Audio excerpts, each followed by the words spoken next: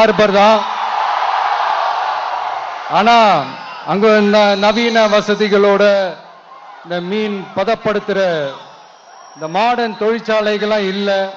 அது மட்டும் இல்ல, இந்த அடிப்படை வசதிகள் கொண்ட இந்த வீடுகள்லாம் இல்லாம ரொம்ப அதிகமா இந்த குடிசை பகுதிகள் இருக்கிற ஊரும் நம்ம நாகப்பட்டினம் ஊரு தான்.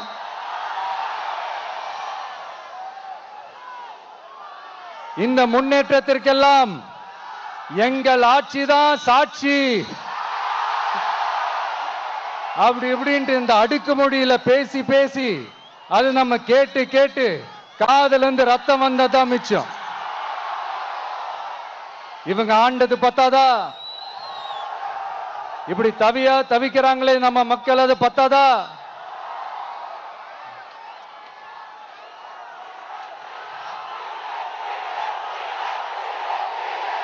Thank you thank you thank you.